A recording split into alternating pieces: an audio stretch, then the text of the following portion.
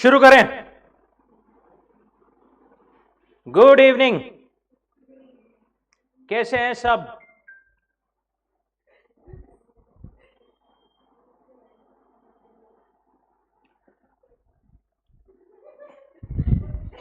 क्या हुआ? Online guys quickly confirm करेंगे, आवाज स्क्रीन एवरीथिंग इज फाइन? क्या हुआ?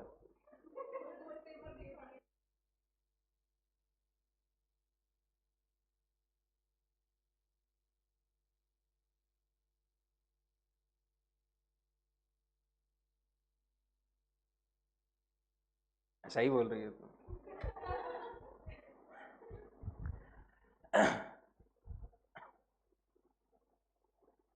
चलिए, इंडियन पार्टनरशिप एक्ट में यूनिट नंबर 2 पढ़ रहे थे अपन। यूनिट नंबर 2 में कुछ चीजें अपन ने कंप्लीट की थी up to the effect of admission of the partner. Then effect of notice to acting partner, यहां से जो है आज अपने को देखना है effect of notice to acting partner.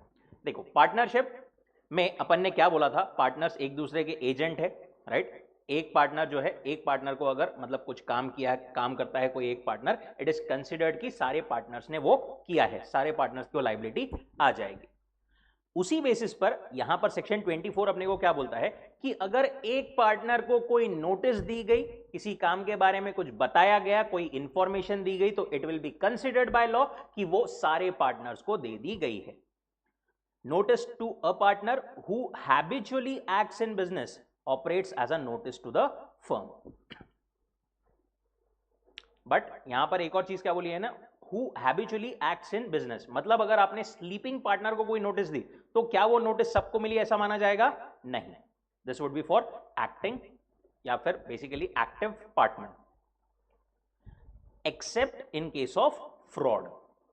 अगर वो जो पार्टनर है जिसको नोटिस दी गई है उसने कोई फ्रॉड किया है, कुछ गलत काम किया है, तो उस केस में ये प्रिंसिपल अप्लाई नहीं होगा। Otherwise it will be considered notice to one is notice to all except fraud committed by or with the consent of that partner.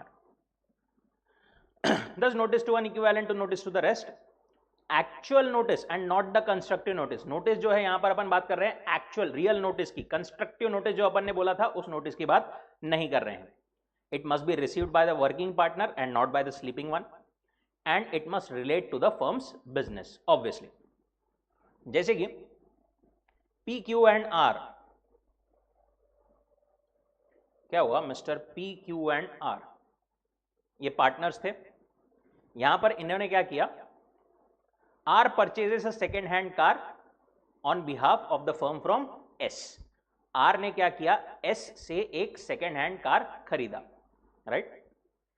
अब ये वाइल डीलिंग विद S ना, R को पता चला कि ये जो कार है S के पास वो स्टोलन है, चोरी की है, right. P and Q were ignorant about this, उन्होंने ज्यादा इस पर ध्यान नहीं दिया। बाद में वो बोले कि नहीं नहीं, अरे चोरी की कार दे दी, हमको तो पता ही नहीं था, तुमने चोरी की कार कैसे भेज दी। क्या लॉ उनकी बात मानेगा? नहीं, क्योंकि लॉ क्या बोलता है, आर को पता था ना, it is as good as P and Q को भी ये चीज पता थी। He comes to know that car is stolen. P and Q are ignorant, but all the partners will be liable. Real owner अगर मांगने आया कार उनसे तो वहां पर P एंड Q अपनी लाइबिलिटी डिनाई नहीं कर सकते कि हमको तो पता ही नहीं था, सिर्फ R को पता था। दूसरा केस, अगर फ्रॉड्यूलेंट केस है, for example A partner bought for his firm certain goods while he knew of the defect in the goods.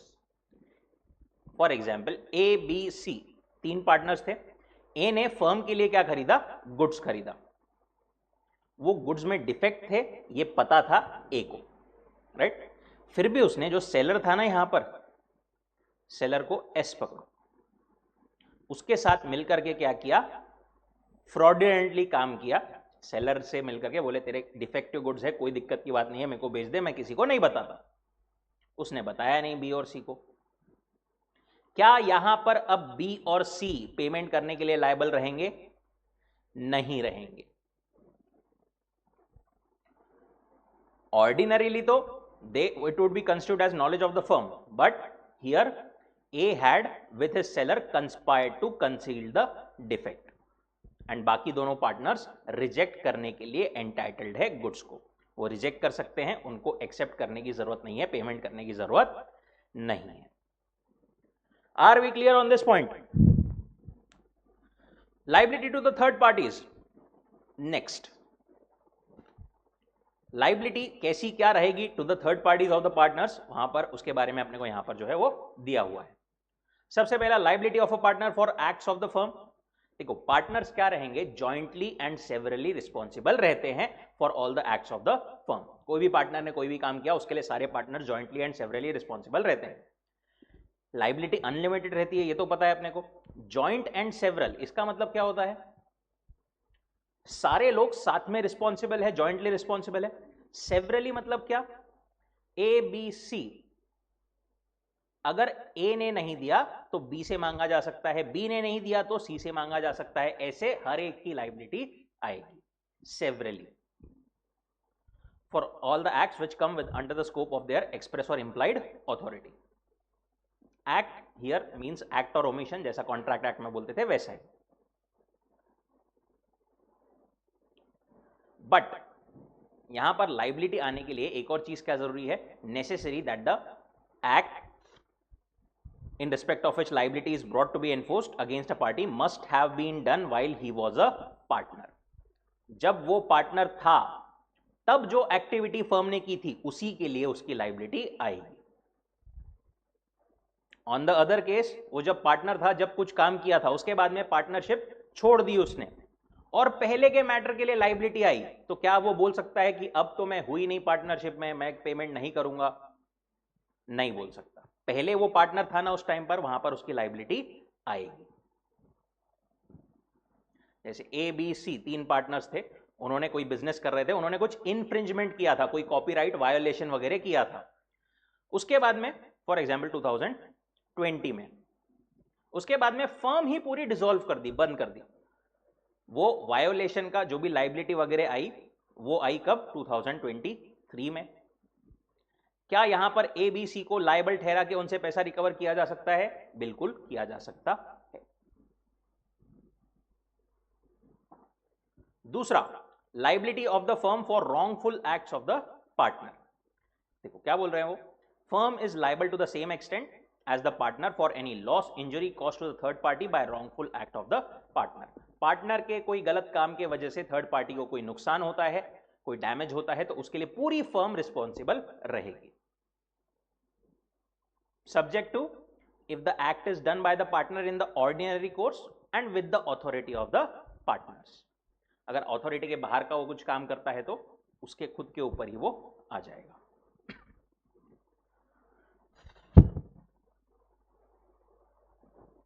ये यहां पर एक और लाइन बोलते हैं, if the act can be regarded as authorized and falling within the categories mentioned, fact that the method employed by the partner in doing so was unauthorized or wrongful would not affect the question। क्या बोलना चाह रहे हो? कुछ समझ में आ रहा है क्या लाइन पे से?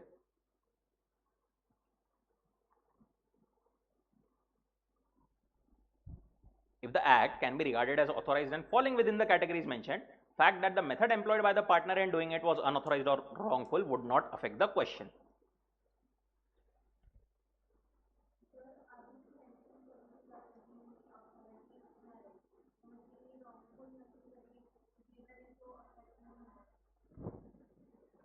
For example, A B C इन तीनों का काम था स्टेज बनाने का। डायस होता है ना फंक्शंस वगैरह में, वो प्रॉपर स्टेज बनाने का।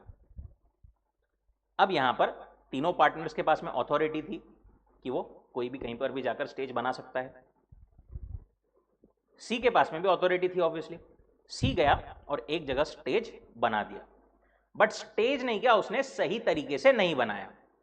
जैसे ही लोग उस पर चढ़े, स्टेज के साथ में लोग भी नीचे आ गए, राइट। अब यहां पर ए और बी शाने क्या बोले कोर्ट में जाकर के, हमने इसको अथॉरिटी दी थी सही अच्छा स्टेज बनाने की, गलत खराब स्टेज बनाने की अथॉरिटी नहीं दी थी।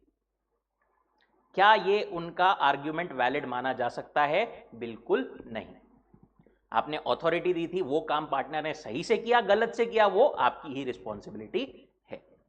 If the act can be regarded as authorized and falling within the categories mentioned, that is within the scope, fact that method employed by the partner was unauthorized or wrongful would not affect the question.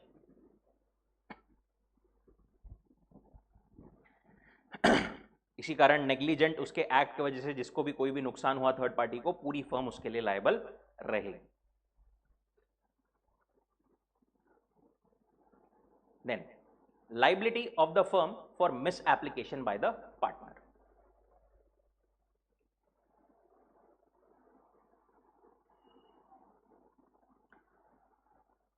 Liability of the firm for misapplication by the partner. Misapplication मतलब misappropriation, मिसएप्लीकेशन, basically partner के पास में कोई property आई, उसने कहीं तो भी अपने पर्सनल यूज के लिए ले ली, जैसे गफला जिसको अपन बोलते हैं, प्रॉपर्टी कुछ तो भी मिसअप्रोप्रिएट कर ली उसने, मिस अप्लाई कर ली। ऐसे केस में लाइबिलिटी ऑफ द फर्म कब आएगी, कैसे आएगी, वो अपने को दिया है। देखो दो कैटेगरी, सबसे पहले तो दो कैटेगरीज ऑफ केसेस समझते हैं अपन। पहली केस, एक पार्टनर के पास फॉर एग्जाम्पल गुड्स के लिए, गुड्स सेल करने के लिए थर्ड पार्टी ने एडवांस दिया, ठीक है, नॉर्मली ट्रेडिंग के लिए एडवांस आया पार्टनर के पास में।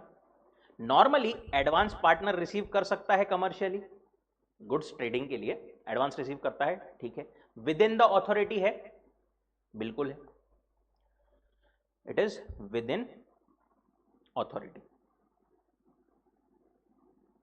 अब यहां पर इसके पास में आया और इसने क्या किया, वो पैसे गायब कर दिए। क्या यहां पर पूरे पार्टनरशिप फर्म की लायबिलिटी आएगी? लॉ बोलता है आएगी।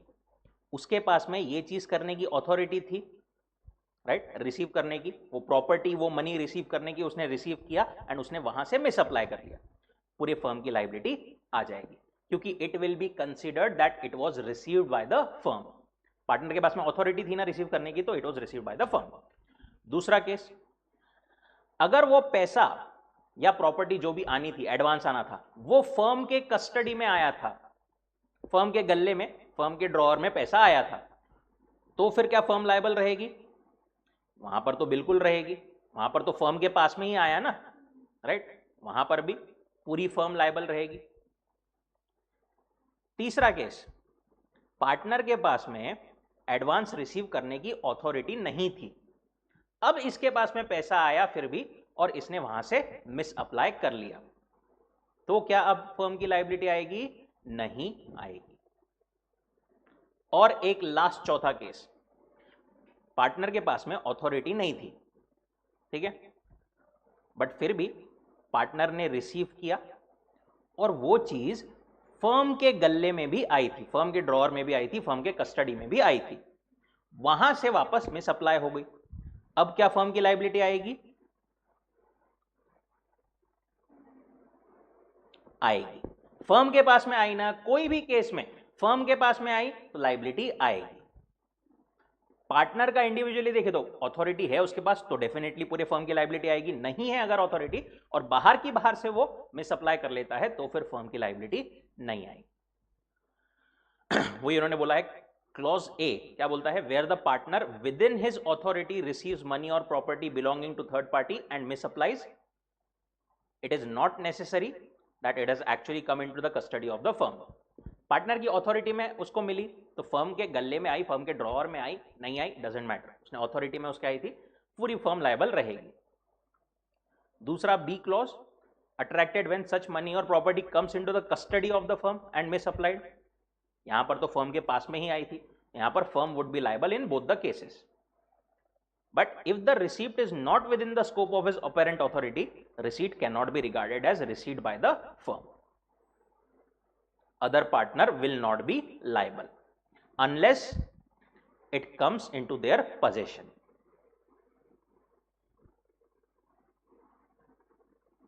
साइड में आपको लिखना हो तो ऐसा आप लिख सकते हो पहले इसमें, if receipt within the authority then treated as received by the firm even if no custody. नीचे लिख सकते हो लास्ट इसमें, if received without authority then cannot be regarded received by the firm.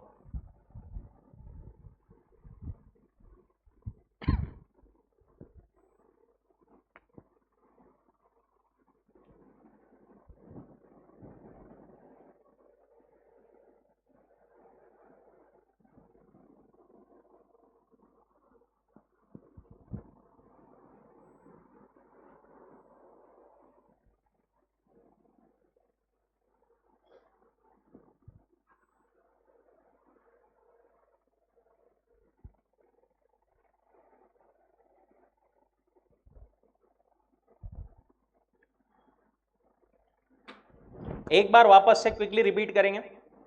सबसे पहला केस, अगर पार्टनर की authority थी रिसीव करने की और वहां से उसने मिस अप्लाई किया तो क्या फर्म लायबल रहेगी? बिल्कुल रहेगी. पार्टनर की अथॉरिटी नहीं थी फिर भी उसने रिसीव किया और वहां से वहां बाहर की बाहर मिस अप्लाई कर लिया तो क्या फर्म की लायबिलिटी आएगी? नहीं आएगी. पार्टनर को छोड़ दो, डायरेक्टली फर्म के कस्टडी में आया, वहां से मिस अप्लाई हो गया तो क्या फर्म की लायबिलिटी आएगी? आएगी.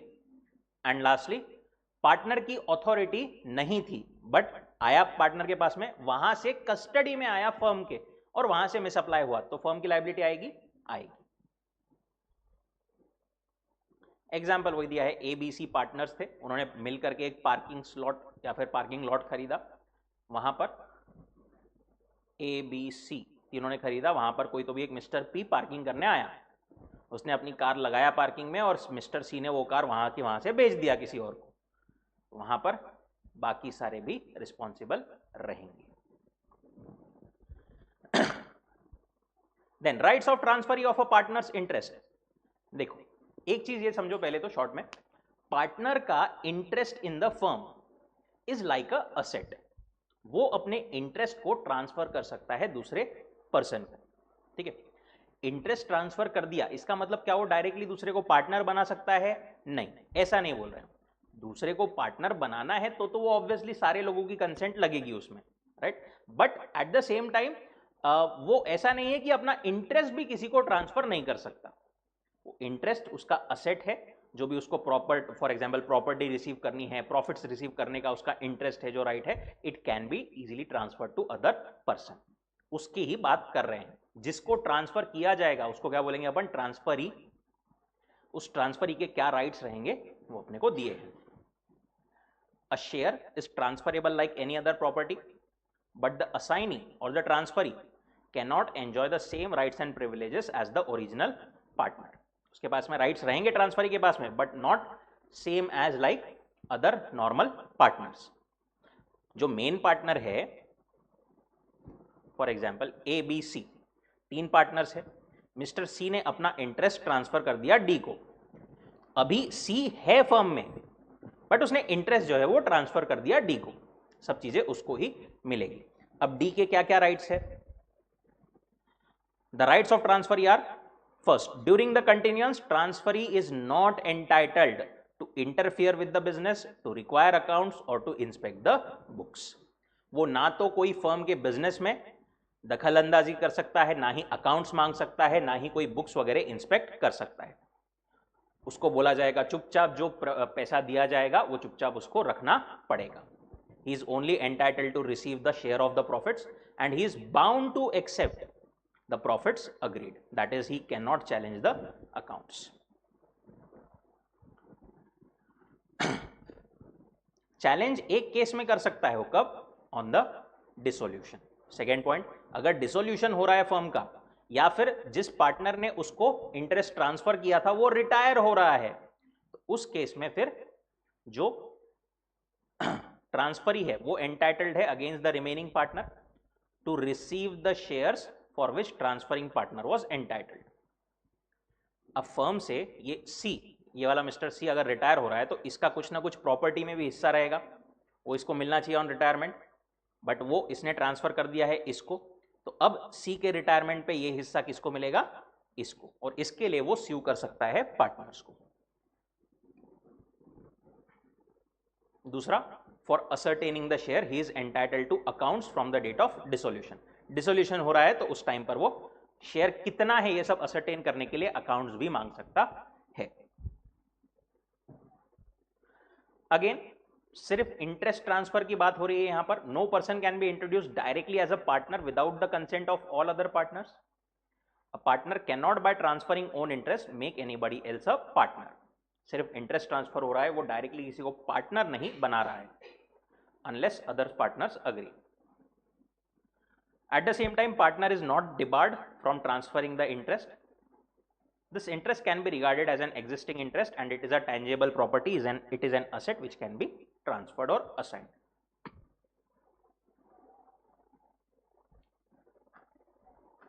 Next, minors admitted to the benefits of partnership. Minors admitted to the benefits of partnership. Minor मतलब कौन? Incompetent to contract below the age of 18 years, right? क्या बोलते हैं वो? पार्टनर बन सकता है क्या माइनर? क्या पढ़ा था अपन ने? पार्टनर बन सकता है क्या? Minor can not become a partner, क्योंकि पार्टनरशिप क्या है? एक कॉन्ट्रैक्ट है और वो इनकॉम्पिटेंट है कॉन्ट्रैक्ट के लिए, तो वो पार्टनर नहीं बन सकता। But he can be admitted only for the benefits of the partnership. वो भी कैसे? सारे पार्टनर्स की कंसेंट के साथ में। Cannot be bound by the contract, cannot become a partner. Though cannot become a partner, he can nonetheless admitted to the benefits of the partnership. In other words, he can validly be given a share in the partnership profit. सिर्फ profit में जो है उसको share के लिए, उसके benefit के लिए एडमिट किया जा सकता है with the consent of all the partners. अब ऐसे केस में उसकी राइट्स एंड लायबिलिटीज क्या रहेगी? सबसे पहली चीज, rights. Minor partner has the right to agreed share of profits. उसके पास में राइट है कि जो उसका अग्रीड शेयर है वो क्लेम कर सकता है, वो एक्सेस कर सकता है, इंस्पेक्ट कर सकता है, कॉपी कर सकता है अकाउंट्स चाहे तो। पार्टनर्स को वो स्यू कर सकता है फॉर द पेमेंट। अगर पार्टनर्स उसको उसका पैसा नहीं दे रहे हैं तो वो स्यू कर सकता है, but only when severing his connection. Sue कब कर सकता है वो? जब वो छोड़ करके जा रहा हो तभी। एक और पॉइंट, मेजर होने के बाद उसको क्या करना पड़ेगा? विद इन 6 मंथ्स, मेजर होने के 6 महीने के अंदर उसको क्या करना पड़ेगा? इलेक्ट करना पड़ेगा कि उसको पार्टनर बन जाना है अब फुल फ्लेज, या फिर पार्टनरशिप छोड़ करके चले जाना है। Elect to become a partner और not to become a partner. अगर उसने इलेक्ट किया to become a partner, then he is entitled to the share which he was entitled as a minor. जैसा उसका पहले शेयर था वैसा ही कंटिन्यू रहेगा। और अगर if he does not elect, then his share is not liable for the acts of the firm after the date of public notice served। मतलब अगर वो चूज करता है कि मेरे को नहीं बनना है पार्टनर, तो उसके लिए क्या करना पड़ेगा? उसको पब्लिक नोटिस देना पड़ेगा और पब्लिक नोटिस के देने के डेट से उसका जो शेयर है वो फर्म के कोई भी एक्ट्स के लिए लायबल नहीं रहेगा।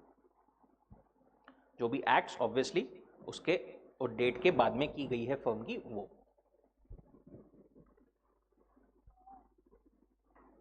लाइबिलिटीज क्या रहेगी बिफोर मेजॉरिटी, या फिर जब वो माइनर है तब? लाइबिलिटी पहली चीज तो कन्फाइंड रहेगी only to the extent of his share. जितना उसका शेयर है उतनी ही उसकी लाइबिलिटी आएगी, उससे ज्यादा अलग से उसकी कोई लाइबिलिटी नहीं आएगी। That is to say no personal liability for the debts. Minor कोई डेट इनकर नहीं कर सकता, किसी से कुछ पैसा वैसा नहीं ले सकता, तो ऑब्वियसली वो इंसॉल्वेंट भी डिक्लेयर नहीं किया जा सकता। पर फर्म को इंसॉल्वेंट डिक्लेयर किया जा सकता है, राइट? फिर उस केस में क्या होगा? अगर वो पार्टनर है, सिर्फ मतलब एडमिटेड टू द बेनिफिट्स है, और ऐसे इसमें फर्म अगर इंसॉल्वेंट हो जाती है तो फिर क्या होगा? देखो, जो ये है ना, फर्म है ना, अगर फर्म इंसॉल्वेंट हो गई तो एक पर्सन अपॉइंट होता है। नाम याद है क्या उसका? Official receiver, assignee, right? जो है लिक्विडेटर, ऐसा समझो आप। लिक्विडेटर कंपनी के इसमें बोलते हैं अपन उसको, बट मेनली ऑफिशियल रिसीवर या असाइनी एक पर्सन अपॉइंट होता है। वो जो है पूरा सल्टारा या निपटारा जो है वो करता है। जो भी लाइबिलिटीज है उनको पे ऑफ करता है, असेट्स बेच करके पैसा निकालता है, वो सब कुछ करता है, राइट? तो सारे पार्टनर्स का शेयर उसके पास में चला जाता है ऐसे टाइम पर। माइनर का भी शेयर चला जाएगा। माइनर यहां से बाद में प्रोपोर्शनेट बेसिस पर जो भी प्रपोर्शन डिसाइड होगा उस प्रपोर्शन पर वो रिकवर कर सकता है फ्रॉम द ऑफिशियल असाइनी और receiver. If the firm declared insolvent, his share vest in the official receiver और assignee, minor can recover his share on the firm on proportionate basis from such assignee.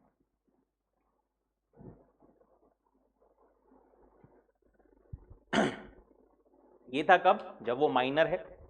अब major होने के बाद में क्या क्या है उसका। मेजर होने के बाद तो सबसे पहली चीज, within 6 months of his attaining majority और on his obtaining knowledge that he had been admitted to the benefits whichever date is later. वहां पर उन्होंने ये पॉइंट एक और डाला है, और on obtaining knowledge about that he is admitted to the benefits. अभी रेयरेस्ट ऑफ रेयर केस में ऐसा हो सकता है कि माइनर को बेनिफिट के लिए एडमिट किया गया हो बट उसको पता ही नहीं है, राइट, बाद में पता चला। उस केस में वो बोल रहे हैं फिर 6 महीने का जो हम बोल रहे हैं वो वहां से नहीं, बेसिकली जब उसको पता चलेगा, मेजॉरिटी से नहीं, उसको पता चलेगा तब से एप्लीकेबल होगा। मोस्ट ऑफ द केसेस में उसको पता ही रहता है। जिस दिन वो मेजर हुआ वहां से 6 months में क्या करना पड़ेगा उसको, decide whether he shall remain partner और लीव द फर्म। जहां पर उसने सिलेक्ट किया कि उसको क्या पार्टनर नहीं बनना है, तो उसने क्या करना पड़ेगा, पब्लिक नोटिस देना पड़ेगा। अगर नहीं दिया तो he shall become a partner in the firm on expiry of said 6 months।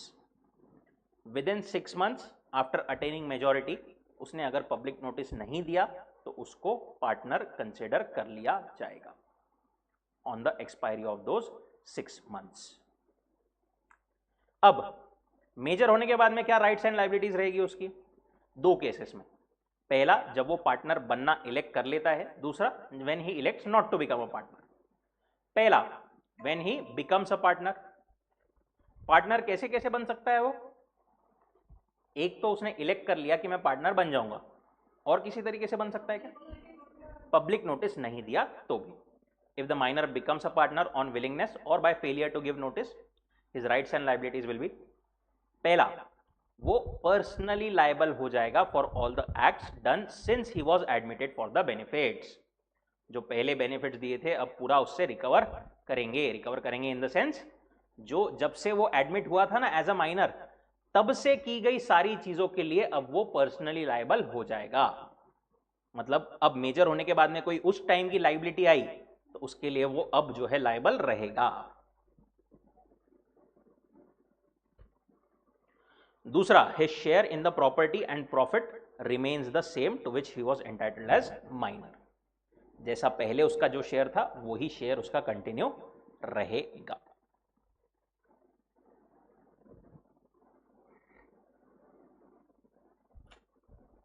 दूसरा केस, इफ ही इलेक्ट्स कि उसको जो है पार्टनर नहीं बनना है, not to become a partner, उस केस में rights and liabilities continue to be those of minor up to the date of public notice. देखो अब यहां पर मेजर हो गया है वो, बट पब्लिक नोटिस देने तक उसको फिर भी माइनर के जैसा ही कंसिडर किया जाएगा। दैट इज टू से उसकी लायबिलिटीज उसी तरीके से रहेगी जैसी जो एक माइनर की थी। He shall not be liable for the acts of the firm done after the date of notice। Obviously, notice देने के बाद से कोई भी फर्म की एक्ट के लिए वो लायबल नहीं रहेगा। And he is entitled to sue the partners for his share of the property and profits। जब वो जा रहा है तो पार्टनर्स को स्यू कर सकता है वो for the property and profits जो उसके बाकी है। एक और चीज वो बोल रहे हैं कि माइनर क्या कर रहा है, इलेक्ट कर रहा है नहीं कर रहा है, जो भी कर रहा है, he shall give a notice to the registrar कि भाई मैं चूज कर रहा हूं पार्टनर बनने के लिए या नहीं कर रहा हूं।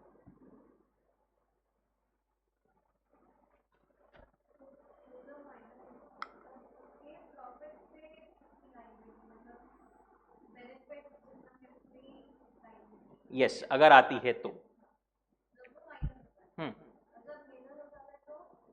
यस, जैसे बाकी पार्टनर्स की वैसे ही उसकी रहेगी। Legal consequences of partner coming in and going out. अब कोई पार्टनर नया आ रहा है या फिर एग्जिस्टिंग जा रहा है, उस केस में जो चेंज ऑफ कॉन्स्टिट्यूशन अपन जिसको बोलते हैं, उस केस में कैसी क्या लाइबिलिटीज रहेगी वो अपन देखते हैं।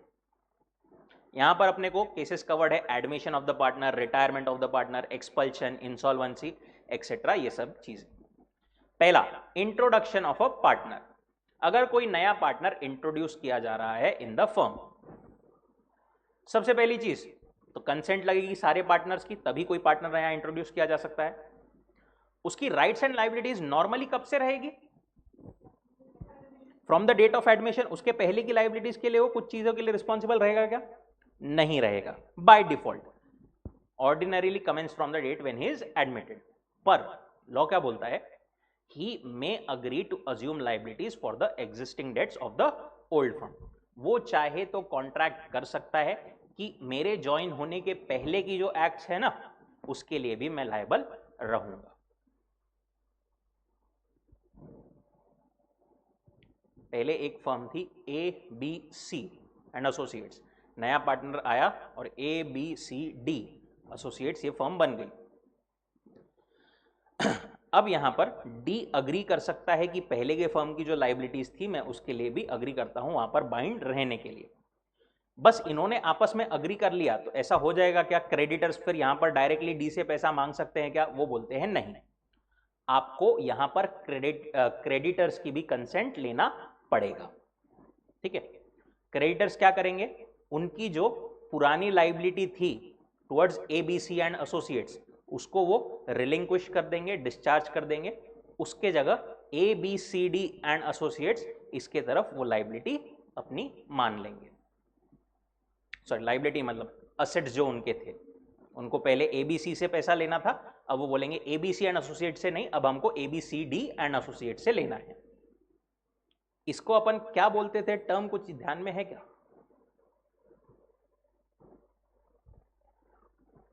पहले ABC से लेना था, उसको अब वो कॉन्ट्रैक्ट कैंसिल करके अब ABCD से लेना है। Novation, right? Replacement of a new contract in place of old one. And the creditors may agree to accept the new firm as their debtor and discharge the old partners. Creditors' consent is necessary to make the transaction operative. Novation is the technical term for this. Mere agreement amongst partners cannot operate as novation. Creditors की भी consent लगेगी। सिर्फ partners ने आपस में agreement कर लिया तो it will not ipso facto give creditors any right against the new firm. Ipso facto मतलब by default। creditors को नहीं पूछा, क्रेडिटर्स की कंसेंट नहीं ली तो क्रेडिटर्स ऑब्वियसली नए फर्म के अगेंस्ट कोई डायरेक्टली ऐसा क्लेम नहीं कर पाएंगे, डी से कुछ मांग नहीं पाएंगे। उनका भी वो ट्रांजैक्शन को पूरा इफेक्टिव करने के लिए उनकी सहमति भी जरूरी है। ये जो in case of partnership of two partners है ना, ये वाला पैराग्राफ गलती से यहाँ पर आ गया है, आई बिलीव वो नीचे होना चाहिए था रिटायरमेंट में। वो बोल रहे हैं कि रिटायरमेंट के टाइम पर बेसिकली अगर दो पार्टनर्स ही है, एक रिटायर हो जाता है तो फिर पार्टनरशिप रह ही नहीं सकती एक पार्टनर के साथ, उस केस में वो अप्लाई नहीं होगा ये वाला सेक्शन। रिटायरमेंट की बात करें तो एक पर्सन रिटायर हो सकता है, एक पार्टनर जो है रिटायर हो सकता है with the consent of all the partners in accordance with N express agreement. जो उनकी अग्रीमेंट हुई होगी कि ऐसे ऐसे हम रिटायर हो सकते हैं, उस हिसाब से हो सकता है with the consent of all the partners. और जहां पर पार्टनरशिप इज एट विल तो फिर कैसे हो पाएगा? By notice in writing to all other partners of his intention to retire. इन तीन तरीकों से वो हो सकता है रिटायर।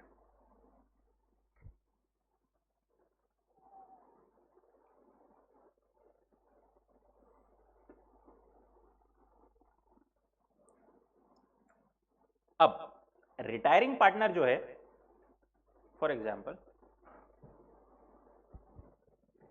ABCD ये चल रही थी फर्म, यहां पर आकर के D रिटायर हो गया। अब D जो है वो ये वाली एक्ट्स, इसके पहले की एक्ट जो है जब वो पार्टनर था उस एक्ट्स के लिए रिस्पॉन्सिबल रहेगा क्या? रहेगा। इसके बाद की एक्ट्स के लिए नहीं रहेगा, राइट? ये बाय डिफॉल्ट होता है। ये वाली एक्ट्स के लिए रिस्पॉन्सिबल रहेगा, ये वाली के लिए नहीं। ठीक है, बट यहां पर भी वो एक अग्रीमेंट कर सकता है विद द क्रेडिटर्स, जिनसे भी मतलब जो पार्टीज है third parties, plus the existing partners के साथ में। क्या कि भाई मेरे को ये वाली लाइबिलिटीज से भी मुक्त कर दो, मैं इन लाइबिलिटीज के लिए भी अब रिस्पॉन्सिबल नहीं रहना चाहता हूं। Retiring partner is discharged from liability to any third party for acts done before his retirement by an agreement with such third party and the partners of the reconstituted firm.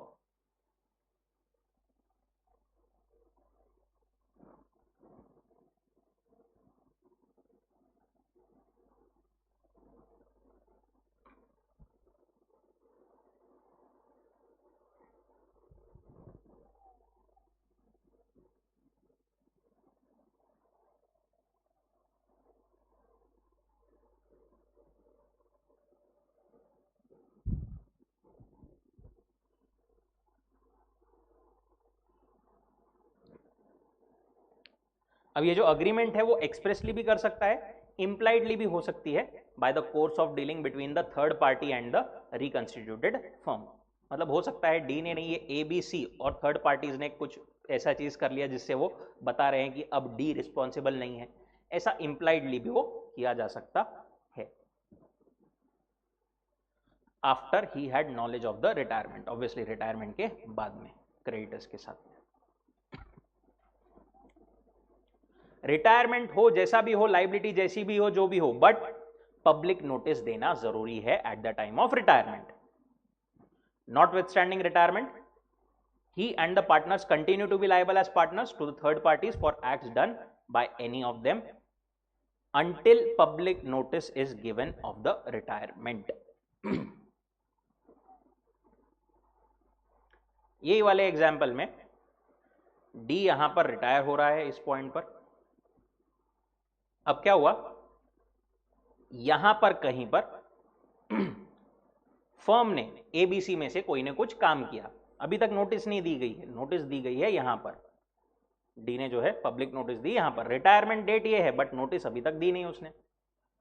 यहां पर की गई हुई सारी एक्ट्स के लिए D अभी भी रिस्पॉन्सिबल रहेगा।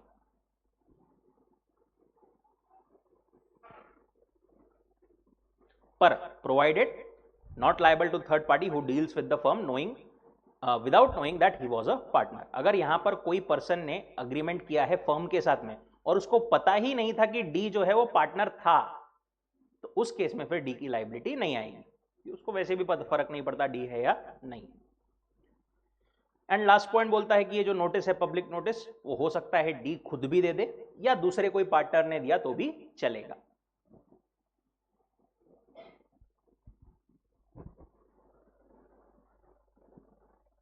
Next, विष्णुचंद्रा versus Chandrika Prasad, supreme court. ये केस लॉ है ना, क्या है बेसिकली एक इंटरप्रिटेशन का पॉइंट था। वहां पर एक उनके अग्रीमेंट में पार्टनरशिप के एक सेंटेंस था, if any partner wants to dissociate from the partnership business, पूरा सेंटेंस अपने को यहां पर दिया नहीं है, उसके आगे लिखा था then the capital will be given after 1 year. अगर किसी पार्टनर को छोड़ करके जाना है तो उसको 1 साल बाद उसका कैपिटल मिलेगा, राइट। तो क्या इसका मतलब अपन ऐसा समझे कि अगर 1 साल के पहले किसी को रिटायर होना है तो वो या तो हो नहीं सकता, या फिर अगर हुआ तो पार्टनरशिप ही डिसॉल्व करनी पड़ेगी? क्या इसका मतलब ऐसा समझा जा सकता है क्या? कोर्ट ने बोला नहीं, expression clearly indicated that in the event of retirement partnership business will not come to an end. वो सिर्फ 1 साल बाद कैपिटल देने की बात कर रहे हैं। इसका मतलब ये नहीं है कि पार्टनर रिटायर ही नहीं हो सकता 1 साल तक, रिटायर हो सकता है, पार्टनरशिप कंटिन्यू रहेगी, बट उसको कैपिटल उसका 1 साल बाद मिलेगा। एक और पॉइंट एग्जाम्पल 13 के थ्रू उन्होंने दिया है, उसको मार्क कर लेना। ए बी सी 3 जने मिलकर के बिजनेस कर रहे थे पार्टनरशिप का एक बिल्डिंग में। बिल्डिंग में जो ओनर था उससे रेंट अग्रीमेंट किया था, किसके नाम पे किया था? ए के नाम पर। ए जो है अब छोड़ करके जा रहा है पार्टनरशिप, तो क्या वो tenancy rights directly automatically B और सी के फेवर में आ जाएंगे? लॉ बोलता है नहीं, सॉरी थर्ड पार्टी की कंसेंट वो अलग बात है, बट यहां पर जो है टेनेंसी राइट्स किसके नाम पर अग्रीमेंट हुआ है, tenancy rights is different thing, partnership is a different thing. तुमने ए के नाम पे किया था, तुम लोग क्या कर रहे थे वो तुम्हारा मैटर वहां पर, राइट। ए जा रहा है छोड़ करके तो डायरेक्टली हम बी और सी को टेनेंट मान लेंगे, ऐसा नहीं है। बी और सी को जाना पड़ेगा थर्ड पार्टी के पास में, कंसेंट बोलो या जो भी बोलो, उनसे अलग अग्रीमेंट करना पड़ेगा कि अब जो है हम दोनों के नाम पर आप कर दो।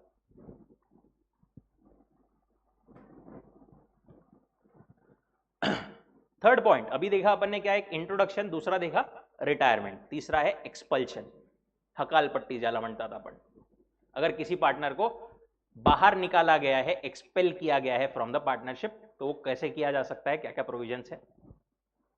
पावर ऑफ एक्सपल्शन सबसे पहले तो कॉन्ट्रैक्ट में होना जरूरी है। दूसरी चीज, वो पावर कैसे एक्सरसाइज होनी चाहिए, बाय अ मेजॉरिटी। और तीसरा point, it should be exercised in good faith. अब एग्जिस्टेड इन कॉन्ट्रैक्ट समझ में आता है, मेजॉरिटी समझ में आता है, इन गुड फेथ कैसे समझा जाएगा, इसके फर्दर तीन कंडीशन या तीन चीजें है। क्या, ये नीचे दी हुई है। If all conditions are not present, expulsion is not deemed to be bonafide.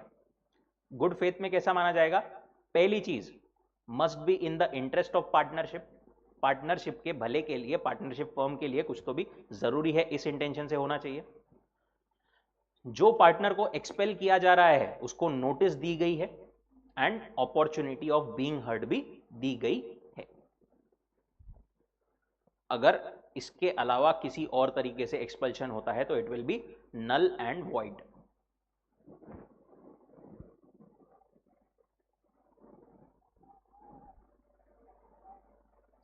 It may be noted, expulsion does not necessarily result in dissolution. Expulsion हो गया किसी पार्टनर का, इसका मतलब डिसोल्यूशन हो जाएगा क्या, नहीं, बाकी के पार्टनर्स कंटिन्यू कर सकते हैं। अच्छा, इनवैलिडली एक्सपल्शन हुआ तो क्या डिसोल्यूशन होगा क्या, नहीं, तो भी नहीं होगा। Invalid expulsion does not put an end to the partnership even if the partnership is at will. Partnership at will हो, फिक्स पीरियड हो, कुछ भी हो, बट बाकी के लोग आर डीम्ड टू कंटिन्यू। इसी बेसिस पर इन्होंने एक एग्जाम्पल दिया है।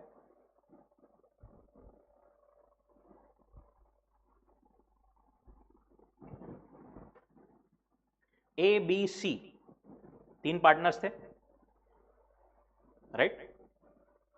क्या हुआ यहां पर, ए और बी की वाइफ शाम को कहीं पर मिली पार्टी में, दोनों में किसी बात पर झगड़ा हो गया, दोनों ने एक दूसरे को बहुत कुछ बोल दिया, राइट। अब यहां पर क्या हुआ, बी की वाइफ ने ए की वाइफ को कुछ तो भी बहुत ज्यादा बोल दिया, ए की वाइफ को बहुत बुरा लग गया।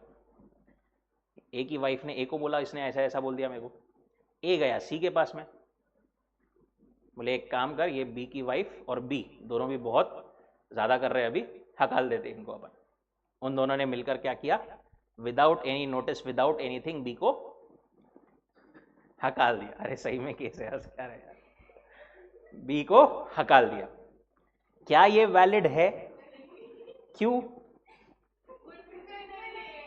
गुड फेथ में नहीं है, अपॉर्चुनिटी ऑफ बीइंग हर्ड नहीं दी गई, नोटिस नहीं दी गई।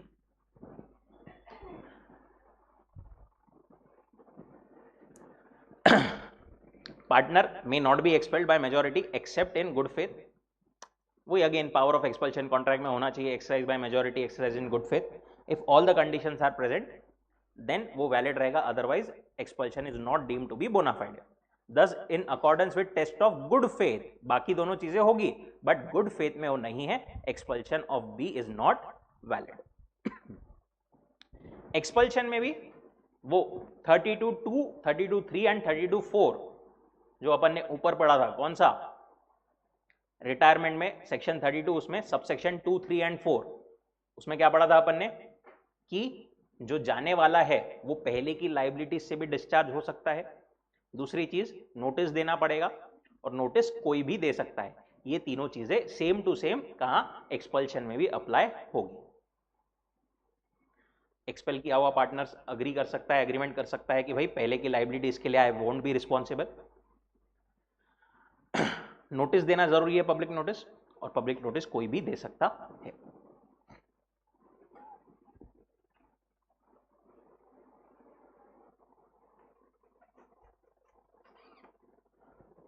इंसॉल्वेंसी, अगर कोई पार्टनर दिवालिया इंसॉल्वेंट हो जाता है, उस केस में क्या होगा? Where a partner is adjudicated as insolvent, उस दिन से जिस दिन उसको एडजुडिकेट किया गया है, देखिए इंसॉल्वेंसी के लिए नहीं, क्या प्रॉपर कोर्ट एक ऑर्डर देता है कि ये पर्सन आज से इंसॉल्वेंट डिक्लेयर करते हैं। At the point of from the date of that adjudication, उस पॉइंट से वो पार्टनर जो है वो पार्टनरशिप में पार्टनर नहीं रहेगा। He ceases to be a partner from the date on which order of adjudication is made. बची हुई फर्म लोग, बचे हुए लोग कंटिन्यू कर रहे हैं, नहीं कर रहे हैं, क्या कर रहे हैं, डजेंट मैटर, वो पार्टनर नहीं रहेगा।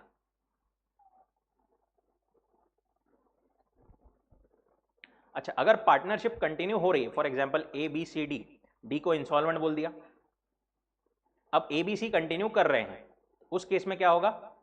डी की property estate of the partner so adjudicated is not liable for the acts of the firm. D की कोई भी प्रॉपर्टी जो है फर्म की कोई भी एक्ट के लिए रिस्पॉन्सिबल नहीं रहेगी, ना ही फर्म की कोई भी प्रॉपर्टी डी के एक्ट के लिए लायबल रहेगी। Also firm is not liable for any act of the insolvent after the date of order of adjudication. एकदम उस दिन से टोटली कंप्लीटली रिश्ता खत्म, ना तो तुम हमारे लायबल, ना हम तुम्हारे लिए लायबल, ना ही तुम आज से पार्टनर। यहां पर अगेन वही चीजें दी है ऊपर की, insolvent partner can not be continued as a partner, he will be cease to be a partner from the date of order of adjudication. Estate is not liable for the act of the firm done after the adjudication. Firm is also not liable for any act of the insolvent partner after date of adjudication. And lastly, ordinarily but not invariably insolvency results in dissolution. देखो क्या बोल रहे हैं, normally क्या होता है, dissolve कर देते हैं लोग, एक पार्टनर भी इंसॉल्वेंट हो गया तो, बट हर बार ऐसा हो जरूरी नहीं है। बचे हुए पार्टनर्स कॉम्पिटेंट है, वो अग्री कर सकते हैं कि हमको बिजनेस कंटिन्यू करना है। एक पार्टनर की इंसॉल्वेंसी की वजह से पूरी फर्म इंसॉल्वेंट हो जाए ऐसा जरूरी नहीं है। Fifth case, liability of the estate of the deceased partner. देखो, डिसीज मतलब जिस पार्टनर की फॉर एग्जांपल डेथ हो गई है, वहां पर क्या होगा, ऑर्डिनरीली डेथ अगर हो गई ना तो वहां पर डिसोल्यूशन कर दिया जाता है। But again same thing, it is subject to contrary, partners चाहे तो बचे हुए पार्टनर्स कंटिन्यू कर सकते हैं, unless there are only two partners. अगर दो ही पार्टनर थे, एक की डेथ हो गई तो ऑब्वियसली एक पर्सन कैनॉट कंटिन्यू पार्टनरशिप। एक और चीज, in order that estate of the deceased may be absolved from the liability for future obligations, it is not necessary for him to give any notice either to public or to the persons having dealing with the firm. Deceased partner के case में, किसी partner की death हो जाती है तो उस case में उसको पब्लिक नोटिस देने की जरूरत नहीं है। आगे की एक्ट्स के लिए बिना नोटिस दिए भी उसकी कोई लायबिलिटी नहीं आएगी, पहले की एक्ट्स के लिए आएगी, उसकी एस्टेट की लायबिलिटी आएगी।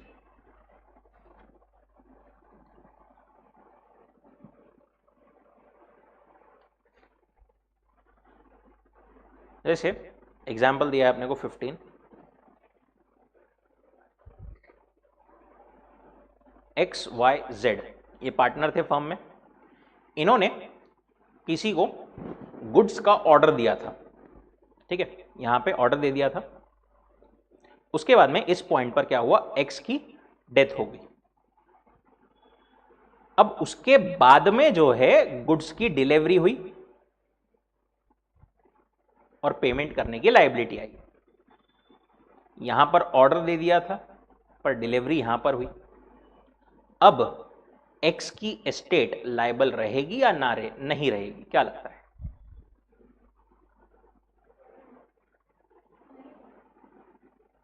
क्यों नहीं रहेगी? ऑर्डर तो पहले दे दिया था।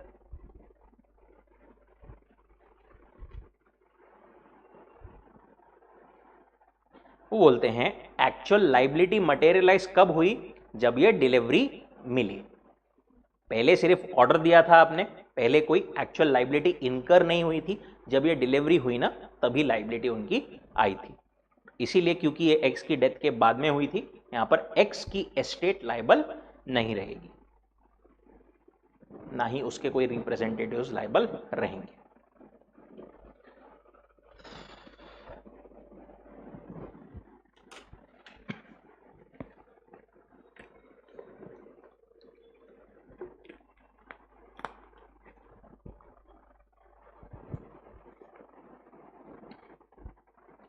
Rights of outgoing partner to carry on competing business.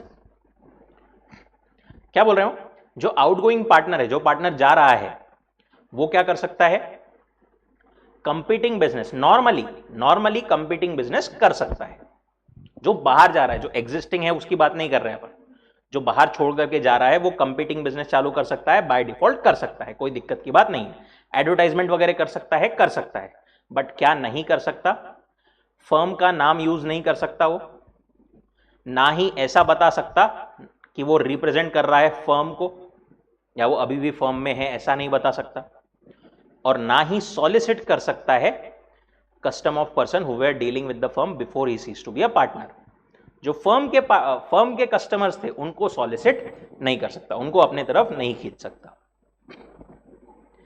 ये तीन जो चीजें हैं ना, ये भी क्या है? Subject to contract to contrary.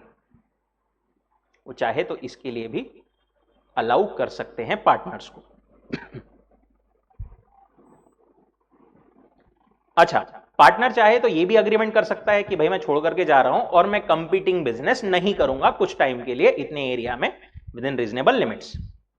ऐसा अग्रीमेंट किया तो क्या वो रिस्ट्रेंट ऑफ ट्रेड माना जाएगा? नहीं। A partner may make an agreement on ceasing to be a partner that he will not carry on business, notwithstanding section 27 of Indian Contract Act, such agreement will be valid. उसको restraint of trade में नहीं माना जाएगा।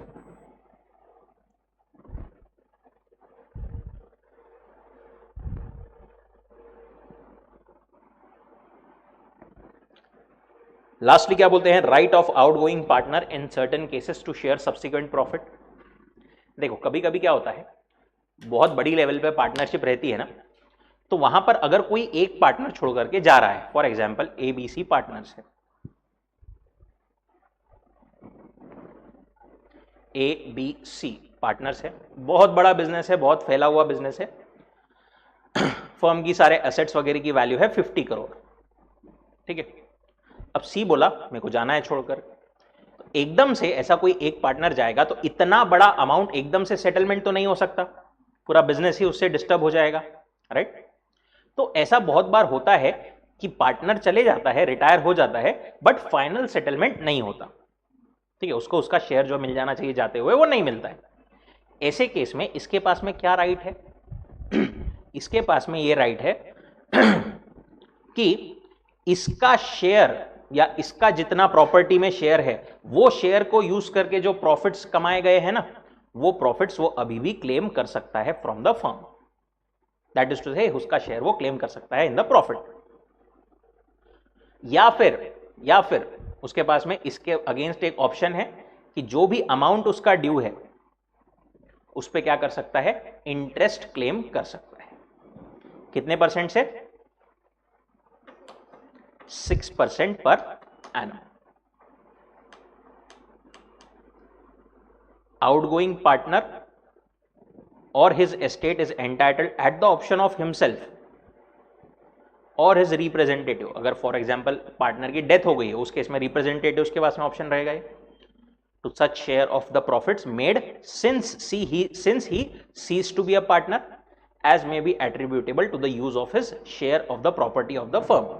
as may be attributable to his share of property मतलब वो indirectly वही बोल रहे हैं, उसका जितना शेयर रहेगा उतना प्रॉफिट्स वो क्लेम कर सकता है।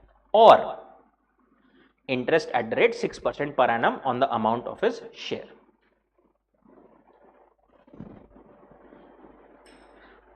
प्रोवाइडेड, कभी कभी क्या होता है, ए और बी ऐसे केस में क्या बोलते हैं, हम तेरा शेयर नहीं क्या खरीद लेते, हम जो है तेरा शेयर खरीद लेते हैं, हम देखो पैसे दे देते हैं। उस केस में फिर इसको कोई ऑप्शन नहीं रहेगा क्योंकि इसको इसके पैसे मिल जाएंगे उस केस में। Where by contract between the partners option is given to the surviving और continuing to purchase the interest and the option is duly exercised, estate of the deceased is not entitled to any further or other share of profits.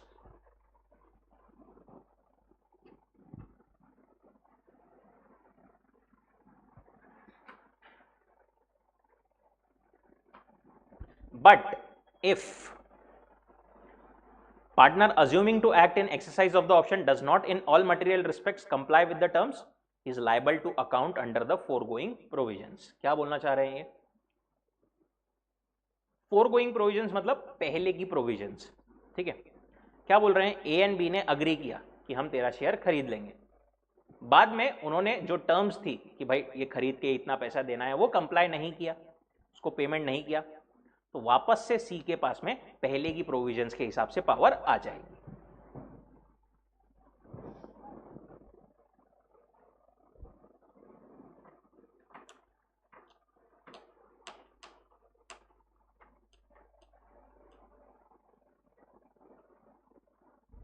Example वही दिया है, ABC partners थे, ए का share था 3/8 of the property and profits.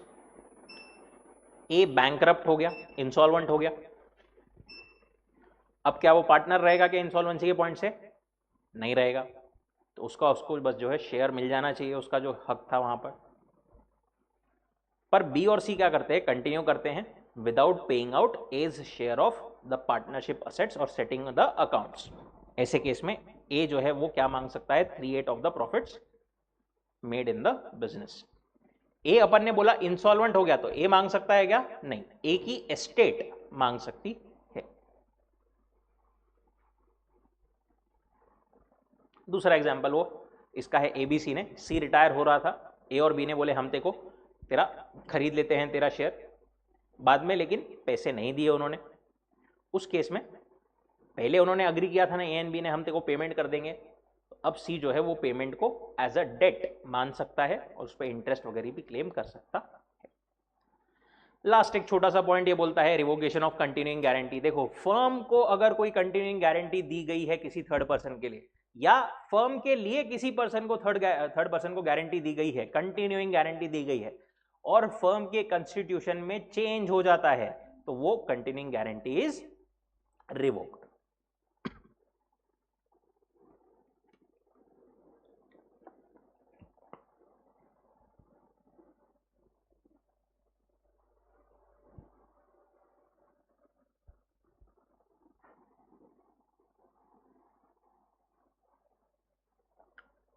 ठीक है, कोई doubt, कोई दिक्कत? Online guys, everyone with me?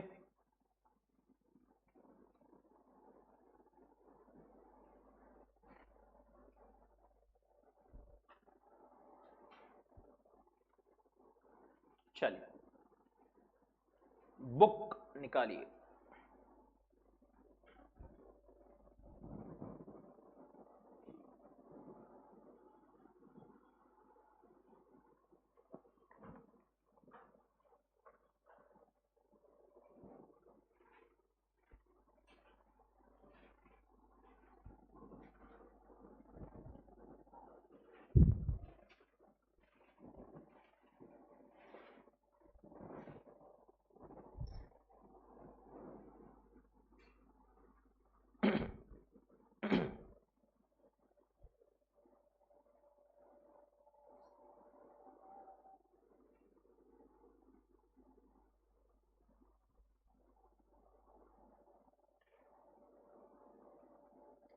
Expulsion को भी नहीं, क्या मार्क कर लेना एक बार, ऐसा जस्ट फील थोड़ा इंपॉर्टेंट वो रह सकता है.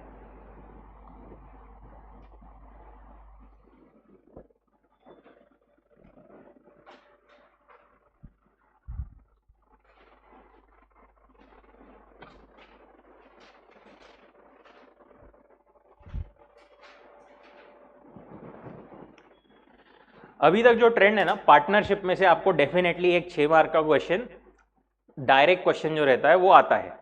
ठीक है, एक क्वेश्चन तो भी, हाँ जनरली, और वो भी अभी जो चल रहा है वो थर्ड यूनिट में से बहुत बार पूछते हैं डायरेक्ट वाला क्वेश्चन. बट ऐसा नहीं है कि पहले 2 यूनिट्स में से नहीं पूछ सकते. बाकी केस लॉ भी आते हैं, 18-20 मार्क का ऑलमोस्ट पार्टनरशिप का वेटेज है उसमें से। हाँ, उसमें कोई केस लॉ वगैरह ज़्यादा नहीं बन सकता, उसमें ज़्यादा से ज़्यादा वो अभी तक तो नहीं बने हैं, बट अब ICAI चाहे तो बना सकती है। उस पर आखिरी में वो ये है ना अपना नेम वगैरह की प्रोविजंस जो है उस पर चाहे तो एक आधा बना सकती है, but chances are very less. उसका वेटेज वैसा तो 5-6 मार्क्स का एक क्वेश्चन मैक्सिमम, कभी कभी ऐसा भी होता है कोई कोई अटेम्प्ट में ना भी आए उसका क्वेश्चन। और आई वुड से उसको स्किप नहीं करने का, छोटा सा है, हार्डली अगर करोगे उसको अच्छे से तो आधे घंटे का भी टॉपिक नहीं हो कभी भी, एग्जाम के टाइम पे तो 10-15 मिनट में उड़ा देने का उसको।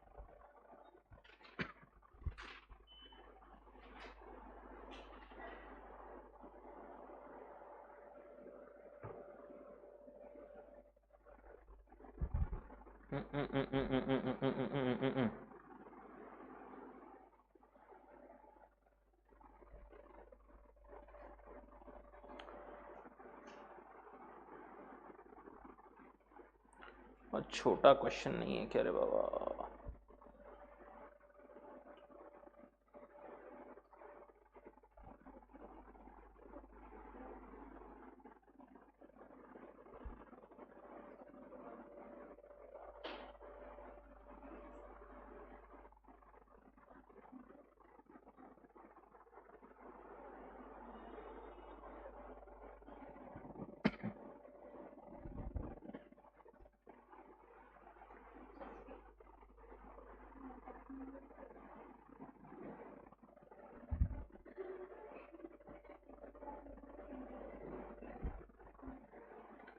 This is the question.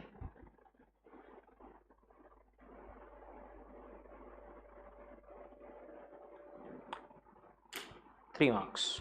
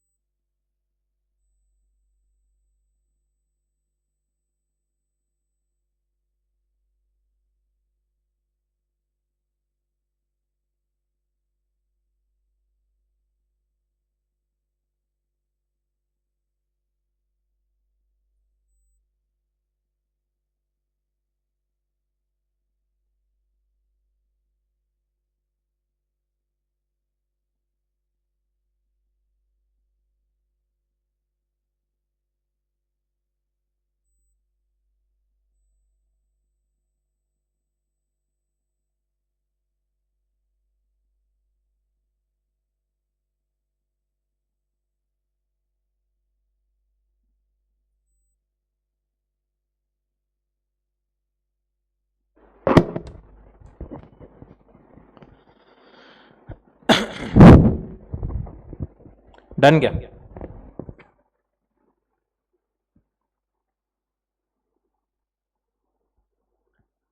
Online guys done क्या?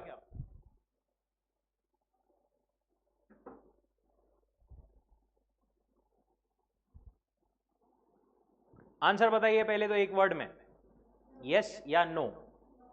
क्यों नहीं?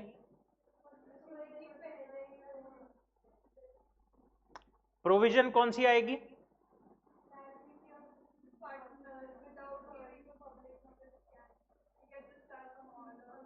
he gets discharged from all the past transactions, right? ABC partners थे ABC एंड कंपनी में, firm has decided to purchase a machine LMN से, before AB purchased the machine C died, machine was purchased, A and B insolvent हो गए, वो पे नहीं कर पाए, तो क्या C से मांगा जा सकता है, C के एस्टेट से मांगा जा सकता है? नहीं। प्रोविजंस क्या लिखेंगे अपन? Liability of partners in case of death, पहले तो according to section 35 estate of the deceased partner is not liable for the act of the firm done after his death. estate of the deceased may be absolved from liability from future obligations. It is not necessary to give notice either to the public or persons having dealing with the firm, right? ये दोनों provision, दोनों point आए थे सबके answer में। कौन सा वाला? नोटिस वाला नहीं आया था, ओके। प्रोविजन छोटी है, नोटिस वाला भी आना चाहिए था, वैसे नहीं आया तो स्टिल ओके, बट ट्राई कीजिए कि नोटिस वाला भी, वो पॉइंट वहां पर मार्क कर लीजिए कि अपन ने नोटिस नहीं लिखा था उसमें। फैक्ट्स तो सेम है जो क्वेश्चन में है। Conclusion on the basis of above provisions and facts of the problem, machine was purchased after the death, hence estate of C would not be liable for the dues of Mrs LMN company.